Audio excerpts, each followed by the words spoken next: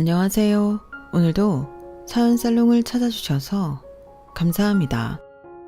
저는 작년에 남편을 꼭 닮은 천사 같은 딸아이를 출산하고 체력적으로도 힘들긴 하지만 그래도 마음은 행복한 30대 여성입니다. 아이를 낳고부터는 시간이 정말 빨리 지난다는 걸 몸소 체험하고 있는데요. 갓 태어났을 때는 외계인 같던 저희 딸이 하루가 다르게 커가는 모습을 보면 시간이 얼마나 빠른지 눈으로 보는 것 같더라고요. 오늘 자고 일어나면 또 얼마나 컸을까, 또 무엇이 달라졌을까. 매일매일이 신비롭기만 한 저의 일상은 정신없이 흘러가지만 이런 정신없는 소란한 행복도 너무 감사하기만 해요. 그리고 이런 사랑스러운 우리 딸을 보며 저랑 남편은 종종 우리도 이런 때가 있었겠지? 하며 이야기를 나눌 때도 있는데요. 그런 이야기를 나눌 때면 어쩔 수 없이 떠오르는 사람이 한 명 있어요. 그 사람은 바로 저희 시아버님이십니다. 제가 시아버지 때문에 파혼할 뻔도 하고 이혼할 뻔도 했거든요. 남들은 시어머니 때문에 힘들다고 할 때 저는 시아버지 때문에 시댁에 가기가 싫은 사람이었는데요. 시어머니는 그런 당신 남편 눈치 보느라 제 편을 단 한 번도 들어주신 적이 없는 매정한 분이셔서 저에겐 똑같이 싫은 사람이었어요. 그래도 남편의 누나인 손이 신우가 저를 많이 챙겨줬기에 신우랑은 곧잘 지내고 있는데 어쩜 저런 부모들한테서 신우와 저희 남편 같은 착하고 야무진 자식들이 태어났을까 믿을 수 없는 미스테리예요. 보통 엄마든 아빠든 자식이라면 닮기 마련일 텐데 형님도 남편도 시부모님을 닮은 구석이 하나도 없거든요. 만약 그런 게 있었다면 제가 애당초 좋아할 리가 없었죠. 그리고 남편은 저도 저지만 저희 부모님이 정말 예뻐하는 아들 같은 사위인데요. 저한테는 6살 차이 나는 남동생도 있거든요. 그런데 가끔은 제 동생보다도 저희 남편을 더 아들처럼 여기고 의지하는 저희 부모님이신데 그만큼 사이 사랑이 장난이 아닙니다. 그러니 저희 남편도 친정 부모님 일이라면 자다가도 벌떡 일어나 두 팔을 걷어붙이고 성심을 다해 노력하는데 그런 모습을 볼 때면 많은 감정이 저를 스쳐 지나가곤 해요. 바로 결론부터 말씀드리자면 저희가 시댁과는 연을 끊고 살고 있거든요. 그래서 저희에게 부모란 친정 처가할 것 없이 저희 부모님이 그런 존재이신데 저야 저희 부모님의 친자식이니 당연한 일이고 남편은 그럴 만한 사연이 있어요. 그리고 지금부터 그 이야기를 들려드리고 싶어 사연을 신청하게 되었는데요. 세상에 이런 말도 안 되는 시아버지도 있다는 걸 알리고자 재주는 없지만 이렇게 노트북 앞에 앉아 있습니다. 부디 열심히 써볼 테니 제 사연 끝까지 들어주세요. 그럼 바로 본론의 이야기로 들어갈게요. 저희 시아버지로 말할 것 같으면 일생을 돈돈돈거리며 사신 분이셨어요. 남자가 셈은 왜 그리도 많고 심보는 고약한지. 제가 겪은 사람 중에 당연히 최고로 기피하고 싶은 유형의 사람이었죠. 예전에 저희 아빠가 저에게 그런 말씀을 하신 적이 있어요. 수연아, 아무리 나이를 먹었어도 어른이라 말할 수 없는 허접한 인간이 있고 나이가 어려도 그 행동이나 생각이 더 어른 같고 배울 점이 많은 사람이 세상에는 많아. 그러니 너는 어리다고 사람 무시하지 말고 또 나이 많은 어른이라고 아닌 걸 맞다고 하지 마라. 어른이라는 게 거저되는 게 아니야. 너도 그렇다. 어른이 되려면 어른스럽게 행동하고 생각해야 진짜 어른이 되는 거다. 아빠는 수연이가 현명하고 어진어른이 되었으면 좋겠어. 이렇게 말씀하셨는데 저는 그 말을 하도 어릴 때 들어서 까먹고 있다가 시아버님을 보고 그 말이 번뜩 떠올랐어요. 마치 저희 아빠가 미래를 보고 저에게 알려주는 것 같았거든요. 그만큼 어른이지만 어른 같지 않았던 허접한 인간이 제 시아버지라는 인간이었는데 참 신기했어요. 그리고 그때는 몰랐던 아빠의 가르침을 깊이 깨닫고 아무리 나이가 많다고 무조건 대접해 줄 필요 없음을 실천하게 되었는데 이걸 이렇게 써먹게 될 줄은 꿈에도 몰랐죠. 그렇기 때문에 저 역시도 결혼 전에는 파혼을, 결혼 후에는 이혼을 생각하지 않을 수 없었는데요. 그만큼 시아버지 또 시어머니란 사람들이 너무 싫었어요. 자기들만 알고 자식들을 자기들 입속 생기는 도구로만 여기는데 너무 화가 났죠. 코에 걸면 코걸이, 목에 걸면 목걸이라고. 자기들 이익 따라 가치관도 달라지는데 세상을 오래 살진 않았지만 이런 사람들을 실제로 보다니 스트레스를 많이 받았어요. 며느리인 제가 이 정도인데 그 사람들의 자식들은 오죽할까요? 그래서 제가 파혼하지 않았던 결정적인 이유는 남편 때문이었어요. 제가 남편을 정말 많이 사랑했기 때문이죠. 게다가 남편은 저희 부모님도 인정하는 착하고 현명한 사람이었는데 그 두 사람이 부자지간이라니. 할 수만 있다면 유전자 검사라도 해보고 싶은 심정이었다니까요. 그리고 그런 감정을 처음 느꼈던 때는 제가 처음 결혼 허락받으러 남편 집을 갔을 때였어요. 시아버지는 저를 처음 보자마자 속물처럼 돈에 관한 질문만 늘어놓으셨어요. 너는 회사가 어디 다냐? 연봉은 얼마야? 돈은 얼마나 모았어? 부모님은 뭐 하시니? 집에 돈은 좀 있고? 그런 것들만 궁금해 하셨는데 어찌나 당황스러웠는지 지금 생각해도 얼굴이 화끈거려요. 그리고 그런 질문을 같이 들은 남편도 얼굴이 새빨개져서는 저더러 대답할 필요 없다고 중간에서 수습하기 바빴는데 그때부터 이 결혼이 쉽지 않겠다는 일종의 촉이 왔죠. 만약 제가 조금이라도 덜 남편을 사랑했다면 단번에 엎어버렸을 결혼이었는데 그놈의 사랑이 뭔지 저는 결혼과 파혼 사이에서 고민을 많이 했답니다. 그만큼 남편을 사랑했으니까요. 그리고 남편 역시 그런 제 마음을 알고 매달리기보다는 충분히 고민해보고 이야기해달라고 했는데요. 뭐라고 했더라? 자기는 저와 결혼하고 싶지만 제 뜻을 따라줄 거라고 저더러 결혼을 할지 말지 고민해보라고 했어요. 사실 그 말을 들었을 땐 기도 막히고 서운한 마음도 들었어요. 보통 이럴 때 남자들이랑 행여 지키지도 못하더라도 결혼하고 싶은 여자를 붙잡기 위해서 온갖 약속들 늘어놓잖아요. 그런데 남편은 그런 일종의 노력을 하지 않으니 저는 다른 의미로 뿔이 났는데 그때는 나만 이렇게 좋아하고 고민하고 있는 건가? 그런 생각이 많이 들었어요.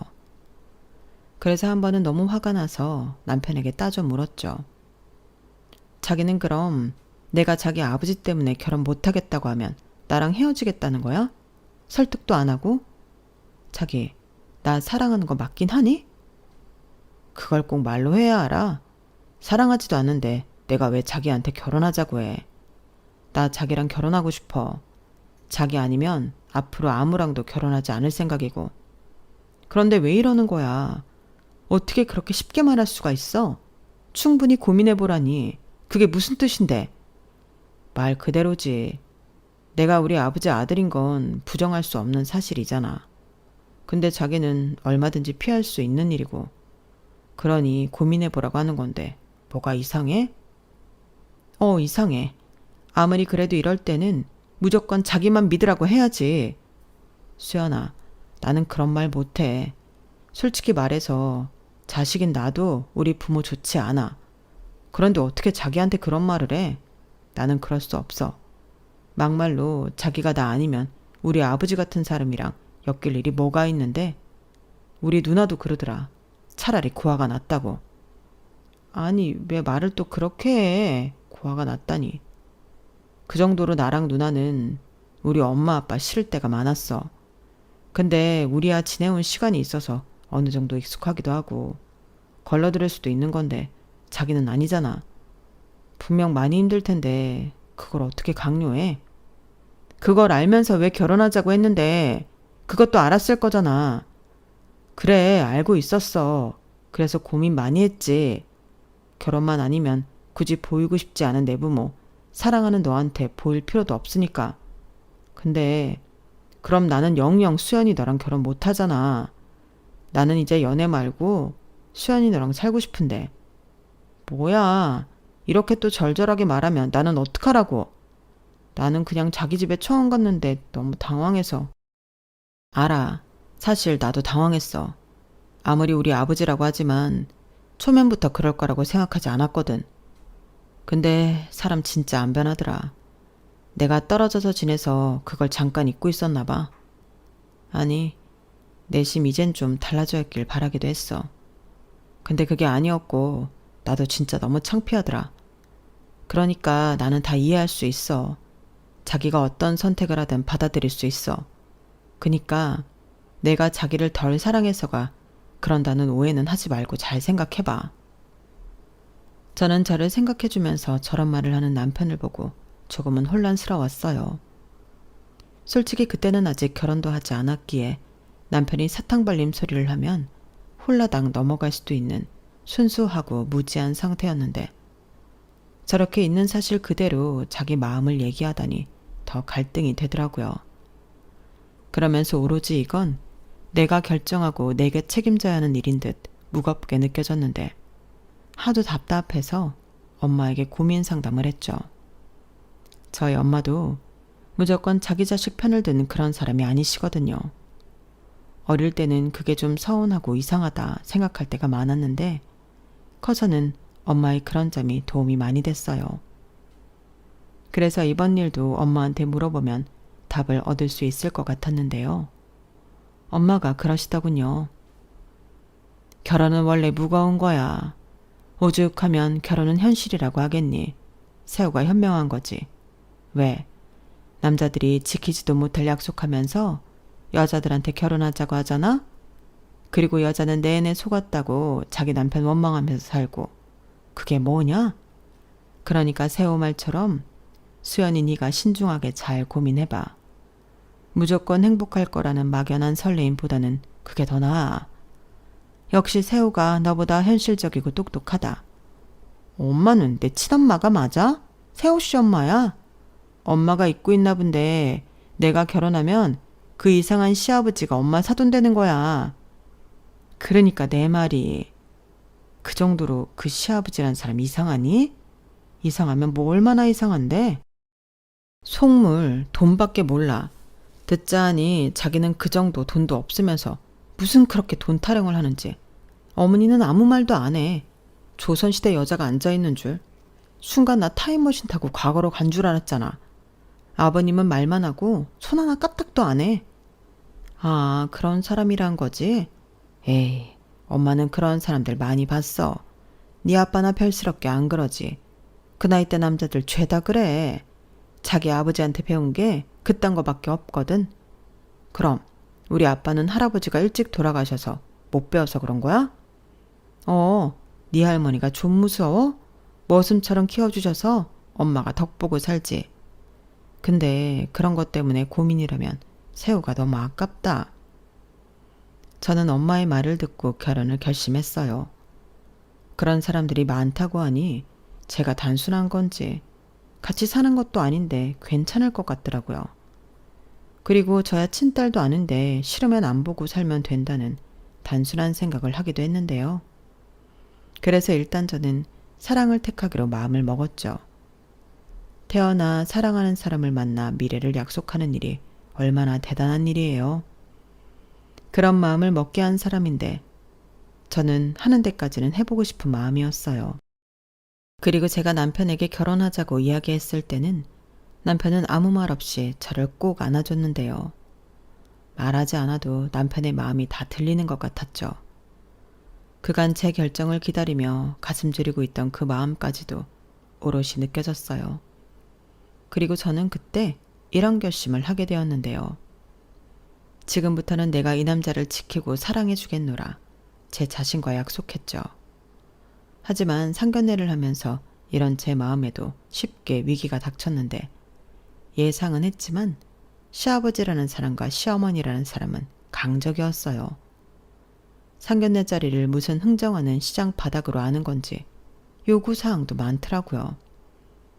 그때 저희 부모님이 저희 신혼집을 저와 남편 명의로 사주겠다고 하셨는데 대신 예단 예물은 생략하고 혼수는 남편이 해오는 걸로 하자고 제안하셨어요.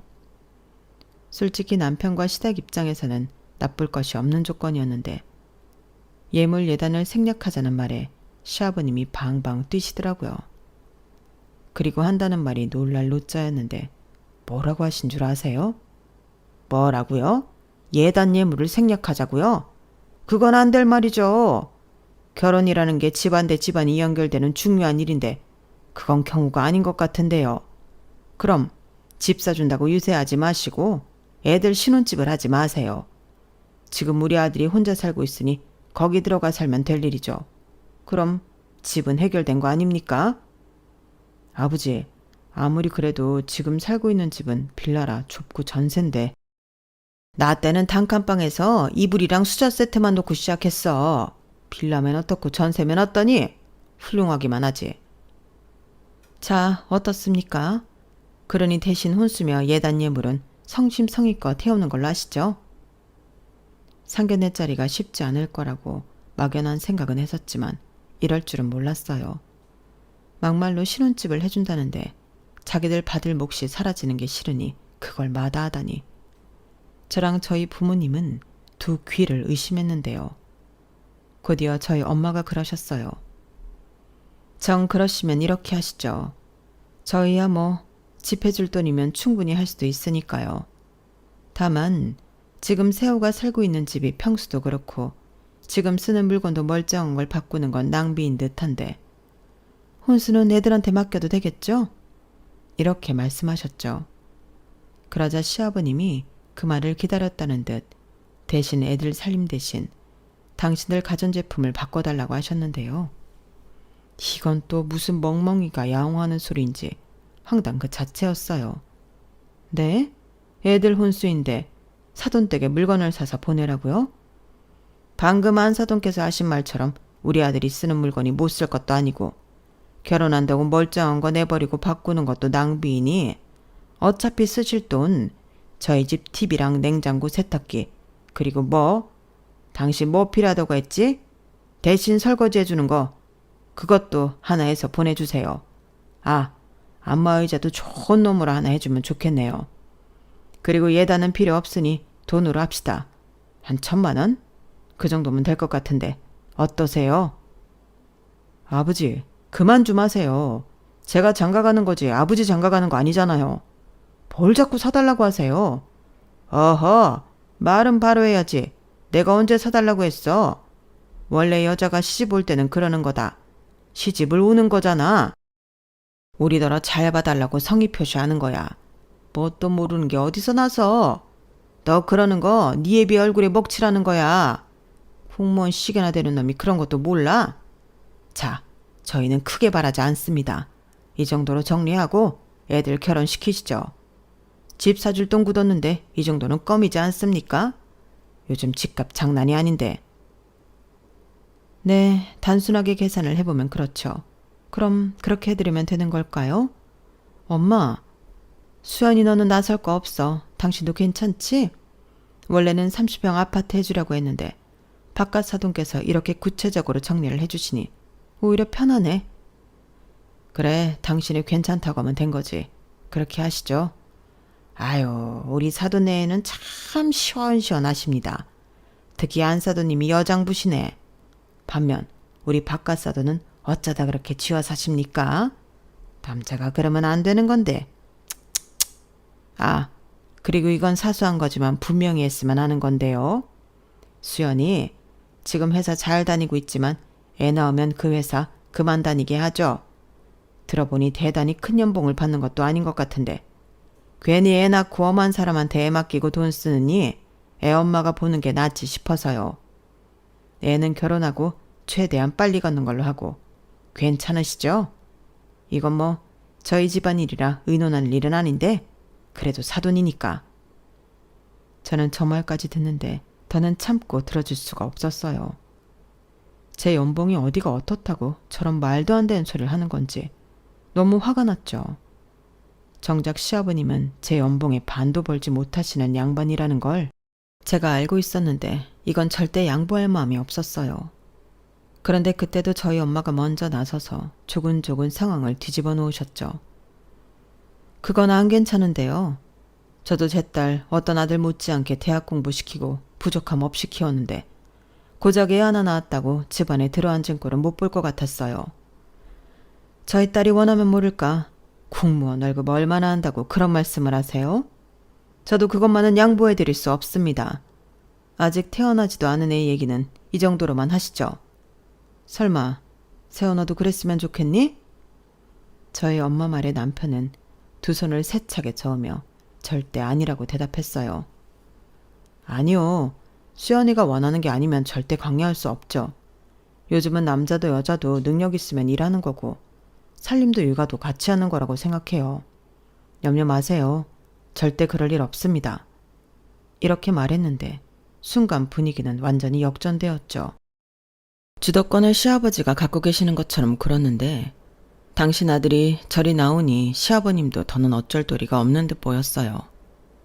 다만 자기 아들을 향해 도끼 눈을 뜨셨는데 그래도 끝까지 저희 엄마 뜻에 따라주긴 싫으셨는지 그럼 그 얘기는 그때 상황 봐가면서 다시 하죠. 라며 당신이 수습하는 모양새로 마무리하셨어요. 그렇게 상견례가 끝이 났고 저는 속이 양은 냄비 마냥 팔팔 끓었는데 저희 부모님은 참으라고 하시더라고요. 제가 여기서 화를 내거나 말실수를 하면 그게 다 제 남편에게 상처가 된다고.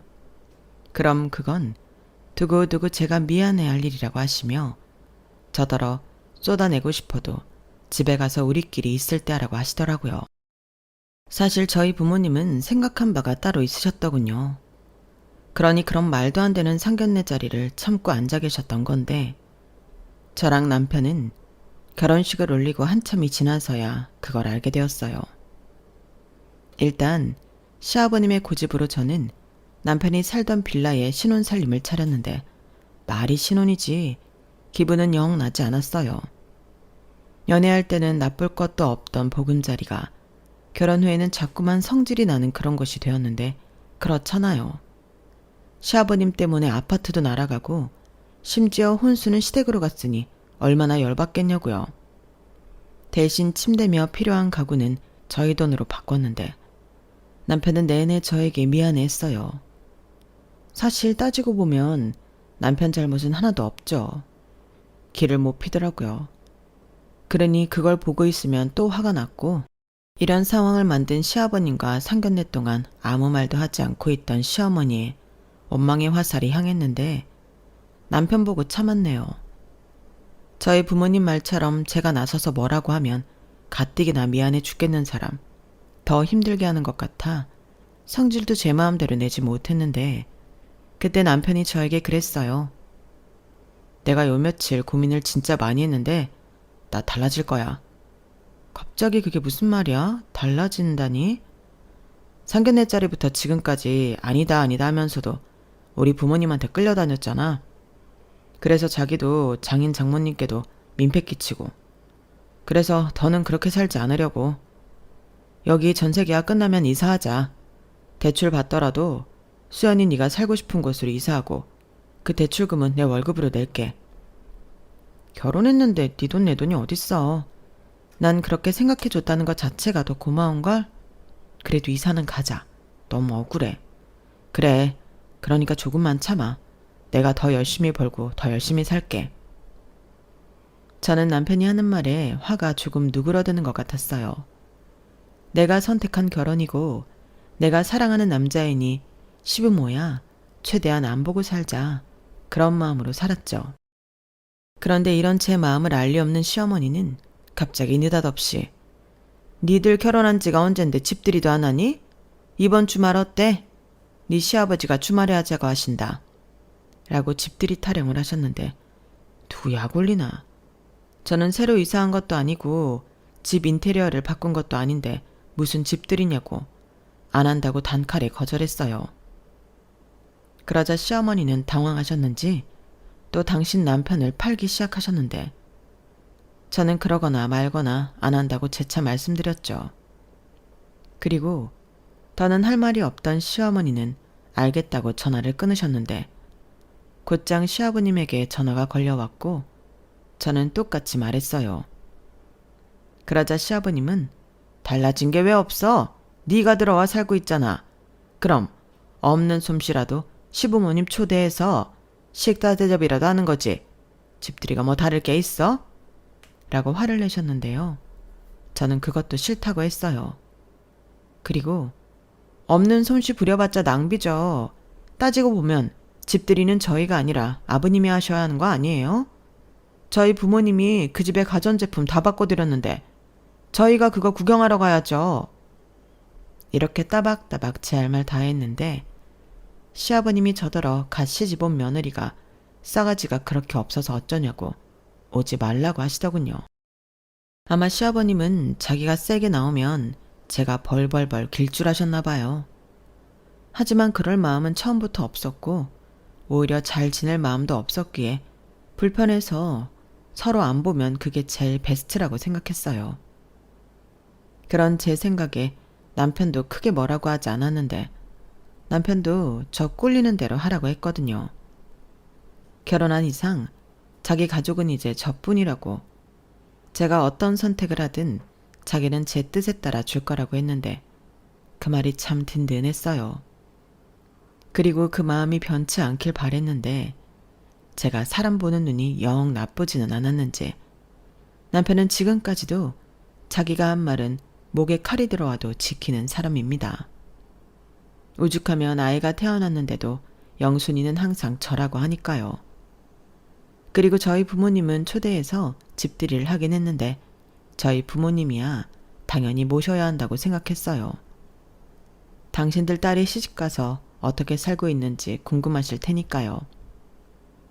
그렇게 신혼집에 처음 오신 저희 부모님은 집을 쓱 둘러보며 아무 말씀도 하지 않으셨는데 저희 아빠가 남편한테 물었어요. 혼자 살다 둘이 사니 어떠냐고요. 그러자 남편은 저희 아빠가 별뜻 없이 한 말임에도 죄송하다고 고개를 떨궜는데 그때 저희 엄마가 아파트 계약서를 남편과 저한테 내미셨어요. 저희 둘 다 깜짝 놀랐죠. 이미 물 건너간 아파트라고 생각했는데 이렇게 계약서를 들고 오다니 너무 놀랐고 이중으로 큰 돈을 쓰게 한 못난 딸이라 죄송하기도 했는데 저희 엄마가 이어서 말씀하셨어요. 내가 네 아빠랑 고민을 많이 했는데 그래도 이건 아니다 싶어. 니들 이사해라. 대신 세호, 아니 박서방 집 보증금 받으면 혼수는 그걸로 해. 그 정도는 괜찮지? 네? 저야 너무 괜찮지만 그래도 또 너무 죄송한데. 죄송하긴 사위도 자식인데 우리는 너희들이 잘 사는 모습만 보여주면 바랄 게 없어. 여긴 너무 낡기도 했고 신혼집인데 기분도 안 나잖아. 그러지 말고 집주인한테 말아서 최대한 빨리 이사하자. 안 그래도 우리 집 계약기간 끝나면 이사할 생각이었는데 엄마 아빠 고마워. 나 진짜 잘 살게. 그래, 싸우지 말고 둘이 위해주면서 살아. 엄마가 전에 그랬지? 결혼은 현실이라고. 연애할 때는 둘이 사랑타랑만 하면 그만이지만 결혼은 달라. 같이 헤쳐갈 일도 많고 내내 붙어있으면 몰랐던 것도 알게 돼서 불편하고 그래. 그럼 불만도 생기지. 그걸 다 맞춰가는 게 결혼이야. 사실 다른 건 큰 문제도 안 되는 거지. 안 그래 여보? 여부가 있나? 당신 말이 다 맞지. 박서방, 이렇게 부르니까 너무 어색하네. 세호야, 우리 딸이 지엄마 닮아서 주먹새도 속은 나 닮아서 반듯하니까 예쁘게 봐줘라. 당연하죠. 저는 아버님처럼 살 거예요. 아버님이 제 롤모델이시거든요. 정말? 아, 쉽지 않은데. 그래도 뭐든지 물어봐. 내가 다 전수해 줄게. 일단 우리 내일 일요일이니까 집부터 보러 가자. 저와 남편은 집들이 때 너무 큰 선물을 받고 감사해서 밤에 잠도 제대로 오지 않았어요. 결혼할 때 뭘 그렇게 바리바리 친정에서 뜯어가나. 친구들 결혼할 때 속으로 은근히 흉도 많이 보곤 했는데 제가 그러고 있더라고요. 아니 제가 더 많이 친정에 뜯어내고 있어서 미안한 마음이 넘쳐 흐를 지경이었는데 그때 제 옆에 있던 남편이 이런 제 마음을 알았는지 이렇게 말했어요. 여기 전세 보증금 6천만 원이야. 내가 전에도 말했지? 이거 받으면 장인 장모님이 우리 집에 해드린 혼수 비용이랑 예단 1,000만 원 돌려드리자. 그리고 남은 돈으로 혼수해도 되잖아. 없으면 없는 대로, 부족하면 부족한 대로 살다가 채워 넣으면 되지. 나는 그러고 싶은데 자기는 어때? 저는 좋다고 했어요. 남편의 그런 마음이 너무 고맙더라고요. 그리고 저희 부모님은 됐다고 거듭 거절하셨는데요. 제가 무조건 받으라고 성질을 부리니 마지못해 받으셨어요. 대신 혼수 중에 가장 비싸고 큰 건 해주시겠다고 골라보라고 하셨는데 그때는 또 저희가 거듭 됐다고 거절하다 거실 소파와 침대를 해주셨죠. 일방적으로 사서 보내버리는 걸 저희가 마다할 수가 없었어요. 그리고 저희 부모님이 예전에 상견례 때처럼 아파트를 저희 2사람 공동명의로 해주시겠다고 한 걸 남편이 자처해서 거절하고 제 단독명의로 하자고 했는데 남편이 말하길 자기 것이 아닌 것에 욕심내고 싶지 않다고 하더라고요. 대신 열심히 살아 다음에 이사갈 때는 자기도 충분히 기여한 후 당당하게 공동명의로 하겠다고 했는데 저희 부모님이 정말 그래도 되겠냐고 얼마나 많이 물어보셨는지 몰라요. 세상에 이런 남자가 또 어딨냐고 저희 엄마가 좋아서 동네방네 소문을 내고 다니실 정도였죠. 그리고 저희는 생각보다 빨리 이사를 할 수 있었는데요. 남편이 살던 빌라가 재계약 상태였고 집주인 할머니께 사정 이야기를 하니 다음 세입자만 빨리 구해지면 보증금을 빼주겠다고 하셨어요. 그리하여 저희는 장장 6개월 만에 아파트로 이사를 갔어요. 그리고 이 사실을 시댁에 알려야 하나 말아야 하나 남편과 고민의 시간을 가졌는데 일단 말을 하지 않기로 남편과 합의를 봤죠. 굳이 저희 집에 오시겠다고 하실 것 같지도 않았고 무슨 일이 있으면 저희가 가면 된다고 내린 결정이었는데 어머님이 말씀도 하지 않고 그 빌라에 가셨나 보더라고요. 그리고 저희가 이사 갔다는 사실을 알게 된 뒤 어떻게 부모한테 말도 하지 않고 이사를 갈 수 있냐고 시댁이 난리가 났는데요. 그때도 시아버님이 제일 크게 화를 내셨어요. 아니 어떻게 도둑이사를 가냐? 이건 시부모를 무시하는 거지. 무시도 이런 무시가 없지. 내가 너 싸가지 없는 건 익히 잘 알았지만 이건 아니지 않냐? 너는 네 집에서 뭘 배운 거야? 그리고 세훈아 임마, 내가 이 꼴 보려고 너 대학 공부시켰어? 안 되겠다. 그 빌라 보증금 그거 내놔. 니들 괘씸해서 내가 그 돈 받아가야겠다. 이렇게 말씀하시는데 저도 어이가 없었지만 남편이 목에 핏대까지 세우면서 화를 냈어요. 전세 보증금 중에 10원도 아버지 돈이 없는데 무슨 그 돈을 달라고 하냐고 큰 소리를 냈는데 저는 남편에게서 그런 모습이 있는 줄 그때 처음 알았어요. 그리고 남편은 이럴 줄 알고 벌써 다 써버렸다고 말했어요. 그 말이 거짓말은 아니었죠. 저희 부모님 드리고 저희 살림살이 장만하고 그나마 남은 건 적금으로 묶어놨는데 남편은 이런 걸 대비해 손을 쓴 듯 했어요. 그러자 시아버님은 어디서 거짓말을 하냐고 막무가내로 자기 돈도 아니면서 그 돈을 내놓으라고 소란을 피웠는데 저희 남편은 물러나지 않더군요. 그 돈 우리 집 혼수하고 나머지는 장인 장모님한테 드렸어요. 아파트를 사주시는데 혼수는 제가 하는 게 맞잖아요. 아니면 엄마 아버지가 해주실 거예요? 그렇다고 집도 받고 혼수도 받아요? 거지도 아닌데.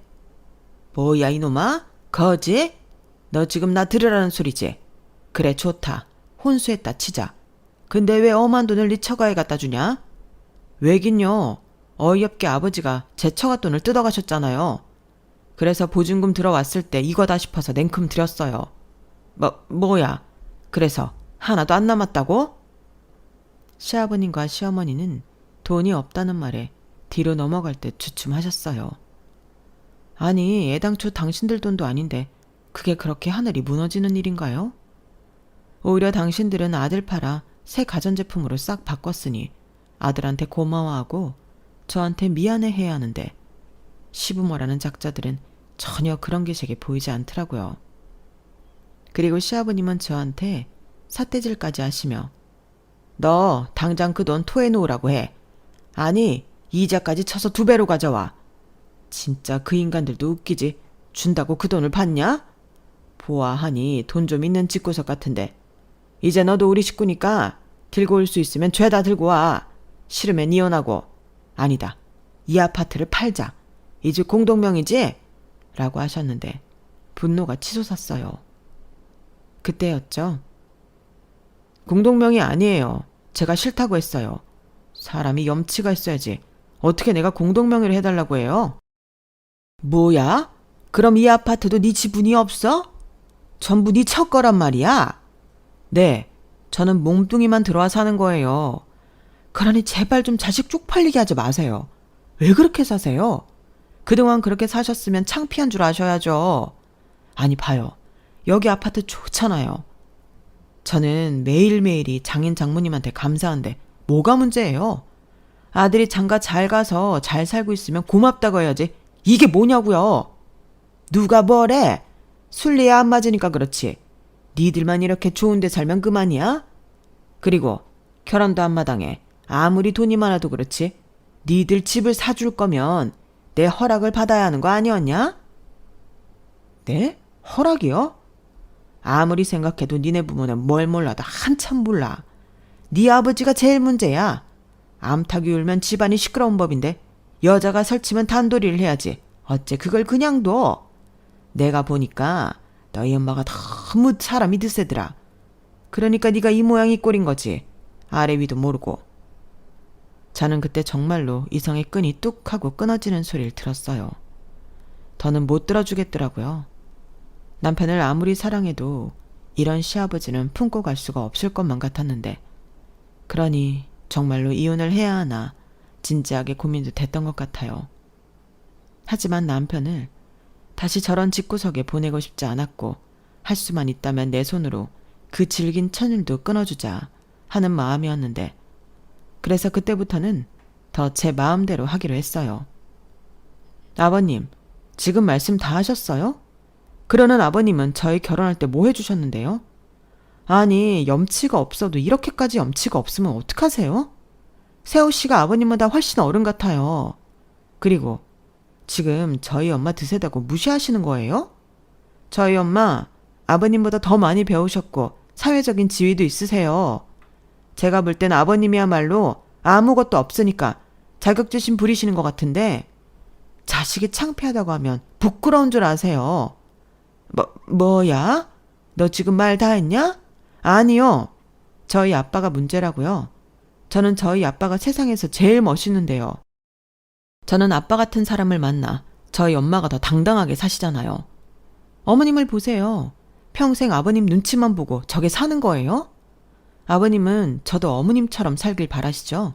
근데 형님은 어때요? 형님도 그렇게 살기 싫다고 도망치듯 결혼했잖아요. 자식 둘이 이런데 정말로 뭐 느껴지는 게 없으세요? 괘씸하니까 아버님 돈도 아닌데 보증금을 내놔라. 시집 왔으니까 친정돈 죄다 가져와라. 정말 기가 막히고 코가 막히네요. 어디 제보라도 넣어야 할까 봐요. 동네방네 아니지 전 세계 사람들이 다 알게. 너 그만 못하냐? 뭘 잘했다고? 제가 못한 건 또 뭔데요? 안 되겠다. 저런 종자는 우리 집안에 들일 수 없어. 세호 너 당장 이혼해. 이혼해서 이 아파트 받아서 와라. 아버지, 말이 되는 소리라세요. 이 아파트 못 가져가요. 출처가 분명한데 제가 어떻게 가져가요? 그리고 제가 왜 아버지가 시킨다고 이혼을 합니까? 저 이혼 안 해요. 그리고 이 순간부터 아버지 아들도 안 해요. 엄마도 마찬가지고. 남은 인생 그만 쪽팔리고 싶으니까 나가요. 경찰에 신고하기 전에. 세호야, 아니 네가 어떻게 엄마한테 이래? 엄마는 네 아빠한테 당하고 산 것밖에는 없어. 나도 그런 줄 알았어. 내내 참고 살았던 것도 엄마 불쌍해서 그런 건데 지금 보니까 아닌 것 같네. 엄마도 똑같아. 엄마도 아닌 것 같으면 아니라고 해야지. 아버지 저렇게 길들인 거 엄마 책임도 있어. 그러니까 나랑 누나 그냥 없는 자식이라고 생각하고 살아. 우리한테 해준 것도 없는데 그 정도는 해줄 수 있잖아, 부모라면. 나 태어나서 결혼하기 전까지 엄마 아버지 아들이라 충분히 괴로웠어. 이제부터는 그렇게 안 살래. 저 말하는 뽐새하고는 이래서 집안에 여자가 잘 들어와야 하는 거야. 이게 다 저 싸가지 없는 때문에 그런 거라고. 말 조심하세요. 어디서 연소리를 해요. 지금 당장 안 나가면 정말로 신고할 거니까 기회 줄 때 나가세요. 남편은 그렇게 말하고 정말로 112에 신고를 넣었어요. 그러자 두 눈을 무섭게 부릅뜬 시아버지는 다시는 오나 봐라. 저희 현관에 침까지 뱉고 나가셨는데 그 이후 저희는 시부모님 전화는 일절 받지 않고 지냈어요. 그러자 시어머니가 짐을 싸서 저희 집에 오신 적도 있었는데 당신이 이혼하겠다고 저희 집에 들어와 사시겠다고 하더라고요. 그래서 그건 싫다고 제가 거절했고 소식을 들은 형님이 모시고 갔는데 월세방을 하나 얻어드리겠다고 하더라고요. 그리고 올케 걱정하지 마. 우리 엄마잖아. 내가 알아서 해. 괜히 올케 신경 쓰이게 했네. 미안하다. 라고 하셨는데 그때도 참 고민이 많았어요. 그래서 형님에게 500만 원 보내드리고 돈으로 떼워 죄송하다고 했는데요. 형님은 괜찮다며 그 500만 원도 안 받겠다고 하셨어요. 하지만 저는 그 돈이라도 드려야 살면서 마음이 편할 것 같다고 부탁드렸고 형님은 그럼 받겠다고 하셨는데요. 결국 시부모님은 이혼하셨어요. 알고 보니 시어머니가 좀 아프셨더라고요. 큰 병은 아니었지만 그래도 입원해서 치료받아야 하는 정도였는데 시아버님은 그 와중에 당신 불편할까 불만이 많으셨어요.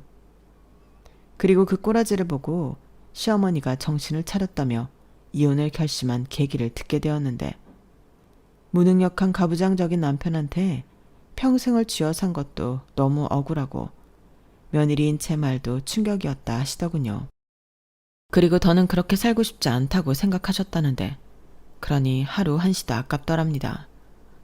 그러면서 당당한 저희 엄마를 보고 내심 부럽고 충격이 컸었다며 지금이라도 당장 이혼해야겠다고 결심했다 하셨는데 시아버님은 자기가 왜 이혼당해야 하냐며 난리를 치셨죠. 그 와중에도 평생을 자기 옆에서 고생한 와이프가 힘들고 아픈 건 전혀 배려하지 않으셨대요. 그러니 끝까지 자기는 잘못이 없다고 막무가내로 이혼은 못 해준다 버텼다는데 요즘 법이 그러나요? 당연히 이혼감이죠. 그리하여 시아버님은 자식들한테 버림받는 건 물론이고 만만해서 평생 부려먹던 아내랑도 이혼한 신세가 되었는데요. 법원은 시부모님이 함께 산 세월이 길었고 시어머님이 재산 형성에 기여한 바가 있으니 5대5로 재산 분할을 명령하셨어요. 그건 형님이 주도해서 처리한 모양이더라고요. 그러니 시아버님만 똥줄이 탔는데 시어머니가 평생 전업이라 그 돈이 전부 당신 돈인 줄 아셨나 봅니다. 그리고 억울하다며 저희 집에도 몇 번이나 찾아오셨는데요. 그럴 때마다 남편이 경찰에 신고했어요. 그렇게 신고가 쌓이니 접근 금지도 가능했는데 이래저래 시아버님은 철저하게 혼자가 되셨죠. 그렇게 혼자만 좋다고 사시더니 가진 것도 뺏기고 혼자 외로이 말년을 사시게 된 건데요. 그나마 시어머니는 딸이라도 있어 거기에 비비고 사시는데 말도 안 되는 억지만 부리며 살다 시아버님은 인생 나락에 떨어지고 만 거예요.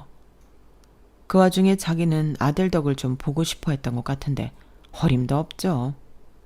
그리고 현재 저희 가족은 저희 친정 부모님이 사준 아파트에서 딸까지 낳고 행복하게 살고 있는데 지금은 시아버님이 어디서 뭘 하는지 알지 못합니다. 아니, 알고 싶지 않아서 알아보지 않았어요. 다만 시어머니는 외갓집이 있는 시골로 가셨는데 형님이 가보지는 않더라도 가끔 안부나 전하고 살았으면 좋겠다고 하시더라고요. 그래서 그 부분은 저도 그래 볼까 하는 마음이에요. 저희 엄마도 그러는 게 좋겠다고 하셨거든요. 남편이 원수지. 아마 본의 아니게 자식들한테 상처 준 것도 많으실 거야. 박서방 생각해서 네가 치고 들어가. 그래도 그 나이에 큰 결심했는데 네가 먼저 손 내밀어 드려. 이렇게 말씀하셨죠. 아마 내심 남편도 자기 엄마에 대해 마음을 쓰고 있었을 거라 생각해요. 그래서 저는 제가 먼저 전화를 드렸고 종종 이렇게 통화하며 처음부터 다시 시작하는 마음으로 친해지자 말씀드렸는데 어머니는 고맙다고 하셨어요. 그리하여 아직까지도 저는 시어머니와 친해지고 있는 중입니다. 저도 마음이 편안해지는 것 같더라고요. 아무래도 저희 딸도 보고 싶어 하시는 것 같고, 그래서 요즘은 사진과 동영상도 자주 보내드리고 조만간 만나뵈러 갈 생각인데, 저도 막상 아이를 낳고 보니 마음이 조금 변하는 것 같아요. 전에는 시아버님 뒤에 숨어 똑같이 구는 시어머니가 미웠거든요. 그런데 시간이 지나니 미움도 무뎌지는 건지 변하지 않을 것 같던 제 마음도 말랑말랑해졌는데, 그래서 속는 셈 치고 다시 시어머니에겐 좋은 며느리가 되어볼까 합니다. 그래야 나중에 남편도 마음이 편할 거잖아요. 일단 지금 제 마음은 그렇습니다. 또 어떤 일을 겪고 달라질지도 모르지만 여기서 중요한 사실은 시아버님은 절대 아니라는 거예요. 혹여 이상한 소문이나 연락이 와도 저는 뵐 생각이 없는데, 그건 미리부터 남편에게 말해놓은 상태입니다.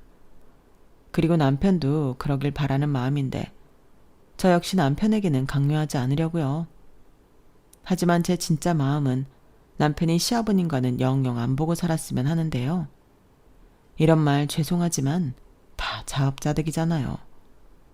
부디 당신의 지난 인생들을 돌이켜보며 처절하게 후회하시고 사는 내내 외롭길 바라는 마음입니다. 본인 때문에 상처받은 사람이 너무 많으니까요. 그리고 편애라고 하면 할 말이 없는데 저는 저희 부모님에게 평생 자식으로 효도하며 살 생각이에요. 결혼 전에도 그렇지만 결혼 후에도 너무 많은 도움을 받았고, 시아버님을 보니 더욱 존경스러운 저희 부모님이시라 그 사랑과 은혜에 꼭 보답하고 싶은 마음인데, 저희 딸에게도 그런 부모가 되어주고 싶어요. 전에는 몰랐지만 좋은 부모 밑에서 나고 자란다는 건 로또 이상의 행운이라는 걸 지금은 알고 있거든요. 그리하여 저는 앞으로 되고 싶은 게 참 많은데, 좋은 딸, 좋은 엄마, 좋은 아내, 그리고 행복한 제 자신이 되는 게 꿈이자 목표예요. 인생이라는 게 목표가 있어야 성취하는 맛도 있고 노력하면 살 수 있는 거잖아요. 그래서 저는 평생 그런 노력으로 제 목표에 한 걸음 한 걸음 다가가며 나이 들고 싶은 바람인데, 거기에 더불어 지금처럼 남편과 사이 좋게 지낼 수 있다면 더할 나위 없이 좋은 인생이겠죠. 부디 제가 목표하는 그런 인생을 살 수 있길 소망하며 글을 마치도록 하겠습니다. 아이를 보면서 틈틈이 글을 쓰고 있었는데 이게 쉽지 않네요.